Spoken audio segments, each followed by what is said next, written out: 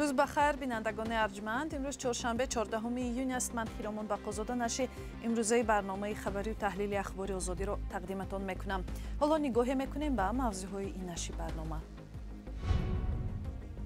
ساکن چارکوه امیدوار است که بحث‌های مرزی با قرقیزستان خاتمه می‌یابد و او دوباره صاحب زمین‌های از دست رفته‌اش می‌شود. هم زمین قانونی ما گرفتم، هم 2018 هم سال من اینترپل با پختگی من یگان جو بروندن نمیتونم. پلیس شهری نو به تحقیق جنجال و زنازنی عروس و خوشدامن شروع نمود. نمونه دیگر از زورآوری در عائله‌های تاجیک. فایل که اشکم زدن و من جونم در کدوخی برای چی من جودم واسبی با من زور من چیزی که فوری کتیم زد میشونه. چند ماشین، خانه‌ها و دارایی‌های دیگر سر از سال آینده در قزاقستان انداز برای ثروتمندان جاری می‌شود. کی طرفدار و کی ناراضی؟ هیئت‌های تاجیکستان و قرقیزستان امروز در شهر گلستان ولایت سوخت راه و شیوه‌های آسایشته تعیین و علامتگذاری مرز دو کشور را بررسی کردند. در ملاقات رئیس ولایت سوخت و فرستاده پرزیدنت قرقیزستان در بوتکند فرماندهان نیروهای سرحدی اشتراک کردند. از مرزی تقریبا 900 کیلومتری دو کشور که شاهد جنگ و خونریزی‌های زیاد شده است، 300 کیلومترش بحث برانگیز است و سال‌هاست گفتگو برای تعیین و علامتگذاری آن ادامه دارد. کاری که آسان نخواهد بود و نمونه‌اش را در گزارش همکار ما کیومرسی عطا می‌بینیم. این حدود همش این بخشی نیست از اون ما گفته من حجتم های. شوکت رجبوف رئیس خواجگی دهقانی است که صاحب زمین است، اما عملا در آن زمین دهقانی کردن نمیتواند. او میگوید که در اطراف محله عباد فیضلوف در جماعت چارکوه اسفر زمین حاصل خیز داشت، اما ادعا میکند که ساکنان قرقیزستان در آنجا خانه ساختند. 4 گکتاری که ماننده بود از اون من همش گرفتن قرقیزستان. 4 گکتار خواجگی دهقانی ما همش گرفتن. یگان وجه ما موندگیش نیبا اضافه گرفتن. او از سال 2006 تا حال از مقامات جماعت چارکوه گرفته تا دستگاه ریاست جمهوری تاجیکستان برای بازپس گرفتن زمین‌هایش مراجعت کرده است. هرچند شوکت رجبوف ادعا دارد که زمین‌های خواجگی دهقانیش هیچگاه بحثی نبود، مقامات در اکثر جوابهایشان ذکر کردند که این حدود منطقه بحثی است و کمیسیون علامتگذاری مرزی برای معین کردن آن کار می‌کنند. جانب‌ها قرار کردند که در محل‌های بحث طلب کارهای ساختمانی انجام دادن نشود. انیخ کنه سرحد انیخ کنه این دولت بی سرحد به خودی من خودتون بچه‌تون دیسوست که یگان خیلی علاج نه اسم برای قرقیز قدم میبرد اسم برای این توقیق قرقیز قدم میبرد و چندین کسا ازم کشور بدو کشت. من همه انواع نوشتگی جناب ولی بودم. شهر اسفرای تاجیکستان با 2 ناحیه ولایت بادکند قرقیزستان چندین منطقه بحثی دارد و ساکنانش بارها با همدیگر برای آب و زمین و چراگاه مناقشه کردند. شوکت رجبوف هم میگوید مقامات قرقیزستان بارها او را از داخل زمین کشاورزیش بازداشت و حتی بر ضد او عیبنامه اعلان کردند. هم زمین قانونی ما گرفتم، هم 2018 هم سال من اینترپل با پختگی من یگان جو بروندن نمیتونم. من زندگیم های فرزندام های نیبر من یگان جو رفتنم نمیتونم، بروندنم نمیتونم. من 2018 من اینترپل با من خودی که باندید بودیم، من آدم دهقان. تاجیکستان در شمال و شرق با قرقیزستان همسرحد است و طول آن تخمینا 987 کیلومتر را تشکیل می کند. بیش از 300 کیلومترش هنوز تعیین و نشانه‌گذاری نشده، سالها باز منبع نزاع میان دو کشور است. دوشنبه و بیشکک همیشه به حل آسایشته مشکل تأکید میکنند، ولی در چنین منطقه ها هر چند وقت جنجال و تیراندازی رخ میدهد. هر دو طرف همدیگر را به سر زدن مناقشه گناهکار میکنند. در همین حال وزارت کارهای خارجه تاجیکستان خبر داد که کمیسیون دو جانبه تعیین و نشانه‌گذاری سرحد روز 11 ایون در شهر دوشنبه سندی را امضا کردند. هرچند معلوم نیست که تقسیم زمین چگونه صورت گرفته است، شوکت رجبوف از این خبرها شاد و امیدوار می شود. اداره شعبه کارهای داخلی شهر نو به تحقیق جنجال و زنازنی اعضای یک خانواده آغاز کرده است که ویدیوی جنگ آنها هیاهویی را در شبکه‌های اجتماعی برپا کرد. موضوع بحث زنازنی عروس با مادر شوهرش است و هر دو طرف گناه را به گردن همدیگر بار میکنند.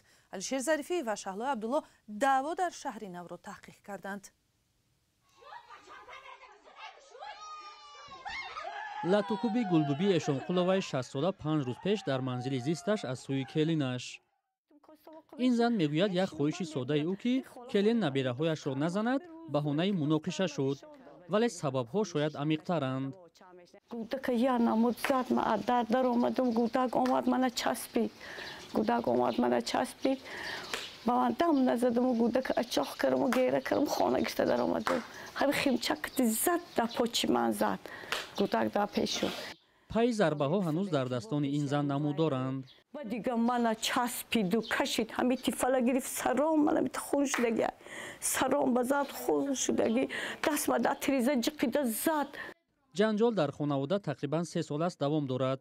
замоне сар шудааст ки духтари ин зан аз хонаи шавҳар ба ин ҷо омада ва ҳамроҳи онҳо монд. ҳар сол мана ҳами хелӣ мекуна, ҳами духтарим ки ҷанг меша, шабпошаб меша, бори сари духтари ман мекуна, духтари ман аз хона пешкунӣ меша. келин баъд аз ҷанҷол ба хонаи падару модар рафтааст. шавҳараш бо шунидани ин ҳодиса аз русия ба тоҷикистон баргашт. манижа баръакс хуштоманаш ва духтари ӯро гунаҳгор медонад. мана аввал якум хучум задана сар кардам. Тризомана мушкати дэшкам задан, тифайлкати дэшкам задан. Ба на ҷонум дар кадохи, барои чӣ ки ман ҷодем вазби. Ба манам зурба манам чизе ки фори катиаму задмишона. манижа мегӯяд дар шабакаҳои иҷтимоӣ танҳо навори латукуби хуштоман аз сӯи ӯ роҳ ёфтааст. шавҳараш ки аз ҳамсари худ пуштибонӣ мекунад, дар назди пулис гуфтааст мехоҳад ҷудо аз хоҳараш зиндагӣ кунанд. ҳамин хонаи ман тақсим карда даҳамино даҳами апам метем баня туалет ошхонашам кара метем ки ай сабабе ки надорад ҳамун чи вуҷуд надорад ман кара метем гуфтум ана ҷиддо мекунумша қоидавӣ. келину хуштоман ҳарду худро ҷабрдида медонанд. онҳо ба шӯъбаи корҳои дохилии шаҳри нав муроҷиат кардаанд ва таҳқиқи ҳодиса шурӯъ шудааст. дар тоҷикистон хушунати хонаводагӣ ё ҷанҷоли келину хуштоман як масъалаи доғ боқӣ мондааст ки гоҳе ҳатто бо марг ё худкушӣ меанҷомад. оилаҳои ҷавони мо имрӯз мехоҳанд ки камтар вобаста бошанд, яъне бештар мустақилиятро ба худ дошта бошанд, мехоҳанд алоҳида зиндагӣ кунанд, худашон роҳбар бошанд, худашон масалан ба ҳамон машварату маслиҳати калонсол ба қавле ки бар зарари онҳо аст, ин ақидаи онҳо аст, камтар ниёз доранд. бинобар омори расмӣ танҳо соли гузашта бештар аз 4000 нафар аз зӯроварӣ дар оила расман ба мақомот шикоят карданд. зиёда аз 13000 оила вайрон шудааст ки 162 адад бештар аст. و یک تحولات در کشور همسایه سر از سال آینده در قزاقستان ساکنان باید برای دارایی‌های گران‌ارزشی خود انداز سپارند. این مقررات بعد اصلاح کودکس انداز به اجرا می‌درآید و آنهایی که چند خانه ماشین‌های با حشمت دارند مجبور می‌شوند اندازه بیشتر سپارند. زرنگزی نوروز شاه گزارش دارد.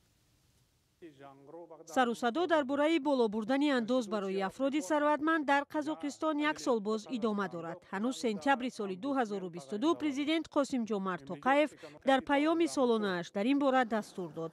او خواست از افرادی که امکان خرید ماشین و خانه‌های گران‌ارزش را دارند اندازه بیشتر ستانند. حالا وزارت اقتصاد چند نوع انداز از دارایی‌ها را بررسی دارد. به احتمال زیاد حجم انداز برای آنهایی که 2 یا بیشتر از آن خانه دارند و صاحب ماشین‌های گرانبها و مالکیت دیگر هستند زیادتر می شود. بسیاری از اقتصادشناسان از این تغییرات جانبداری می کنند. در مجموع انداز از ثروت در جهان یک چیزی مقرری است. این یگان نوگانی نیست. در بسیار کشورها چنین مقررات وجود دارد. گپ سر این است که در قزاقستان این چگونه راه اندازی می شود و ترتیب پرداخت انداز چگونه خواهد بود. زیرا پیشنهادها گوناگون و حیرت آورند. اخیراً وزارت گفت انداز وابسته به هر متر مربع معین می شود. یعنی اگر آدم خانه‌های شخصی خود را داشته باشد این پیشنهاد منطقی است. در قزاقستان برای سپردن انداز از درآمد یک معیار معین وجود دارد. هر شهروند باید نوابسته از درآمدش 10% آن را به دولت سپارد. مقامات و هم تحلیلگران بر اینند که انداز از دارایی‌ها میتواند سطح نابرابری را که یک سبب تنش‌های اجتماعی در این کشور است کاهش دهد. اما این احتمال هم هست که افراد ثروتمند راهی گریز از مالیات نو و مخفی نگه داشتن دارایی‌های خود را پیدا می‌کنند. می‌توانند که راه‌های دیگری را فکر کنند، مثلا خانه را به نام یگان خویش میان حال خود گذرانند. البته در این حالت او چیزی پرداخت نمی‌کند. در این فضای ناسازگار ما این احتمال وجود دارد که ثروتمندان ما چون یک طبقه دستنارس این اندازهای علاوه‌ای را پرداخت نمی‌کنند. سال 2025 در قزاقستان هر شهروند وظیفه‌دار می‌شود از درآمد و دارایی‌های خود گزارش دهد. هدف بهتر کردن نظام اندازبندی گفته می شود. برخی از تحلیلگران مثل اندری چیباتاریوف میگویند به این ترتیب انداز نه تنها برای ثروتمندان بلکه برای تمام ساکنان بالا برده می شود. در ناحیه مسجح صاحب یگانه کتاب فروشی میگوید کم بضاعتی سبب دور شدن مردم از کتاب شده است. زایربک صاحبов 30 سال باز کتاب و روزنامه می فروشد و درباره تمایل های کتاب و کتابخانه مشاهده های خود را دارد. مولا رجب یوسفی و فرزان محمدی گزارش می دهند. بیش از 30 سال است که روزی زایربک صاحبов چنین آغاز می شود. می گوید دکان او یگانه مکان فروش کتاب و نشریه های آزاد در ناحیه مسجح است. در اینجا قریب همه نمود کتاب را پیدا کردن ممکن است. سر از آثار ادیبان تا کتاب درسی و فرضی عین. اما مشتری خیلی کم است. مردم پول نیست. اگر این حوزرنگی شویروم و اگر سوال 1000 کنن اگر فروختن که نمیتونن. پول هم ندارم به شویروم. نه نمیتونن. پول نیست هم سوال شو کردن. بعد طلبگار هم نیست. مردم پول نداره اکسو کنه نگیدم که پول داره که اکسو نمیخونن. شنگ پول داره اکسو نمیخونن. دیگه مردم های که میخوان اکسو کنن پول نداره. پول نیست. هم روز داره نبودو نیست. زایربک صاحبов 63 ساله و معیوب گروه دوم است. با یک همقسمت خود عائله‌دار شده آنها 2 فرزند دارند. ماه 580 سامانی نفقه میگیرد. پیشتر کتاب و روزنامه ها را گرفته در بازارها میگشت. مدیر بازار مرکزی ناحیه مسجح برایش این دکان را داد و از او اجاره پولی نمیگیرد. از او پرسیدیم که از فروش کتاب چی درآمد دارد. در 30 سال اون کافه ذخیره نکردیم. همه بودگیش هم خوردیم، نقد میکردیم، سپوری بودیم خوردیم، ذخیره میکردیم. اما اصلا اگر اون علم مکار کنم بود، اصلی کتاب نمیتونم. کم شدن توجه به کتاب مشکل یگانه نیست. خوانندگان نشریه ها هم سالهای اخیر به طور نظررس کم شدند. 8 استر میدارم، 10 اورده میدارم، این سره 1 میدارم، این سنه 1 میدارم. همه دنیا از 2 میدارم، تویشون 2 میدارم. ولی دیگه منم جرأت نمیکنم دوستا نیست. چیزی نیستن که مردم خونه نمیدونن. من میگم که تلفن ها دیگه جو خیلی گپام میزنن، اون خیلی گپام میزنن. همین مسئله چیزا دیگه تو نمیبازن، که اینو درست یا نادرست. این کتاب‌ها بین دست بر خود. این دستخوان این کتاب‌ها سر تا پا پند نصیحت‌های های دکان زایربک برای برخی ساکنان ناحیه مسجح مکان فرهنگی است. آنها هم از وضع فعلی راضی نیستند. مردم همین میره تهور سمبوز خورد شده و با خط بیا یک کتاب گیر بر بچگات خطی از گروه خدا یادم لازم کنه. این خیلی نیست. خدا مونده آخر مونده تا که خدا خط با آینده نقل میشه. زایربک صاحبов از کارش ناامید نیست.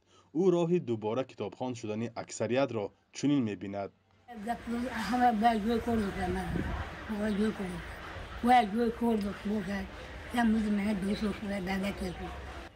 برخی شاعران و نویسندگان مردم را برای دور شدن از کتاب تنقید می‌کنند. اما منتقدان میگویند کتاب‌هایی که نشر می‌شوند طلبات مردم را قانع نمی‌کند.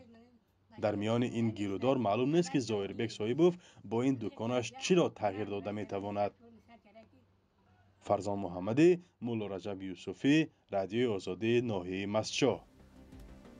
و برنامه ما در همینجا به پایان میرسد. خبرهای بیشتر از این در وبسایت و صحیفه های رادیوی آزادی در فیسبوک و اینستاگرام، توییتر و تلگرام و تیک تاک و ادناکلاسنیکی دسترسند. خدا نگهدار.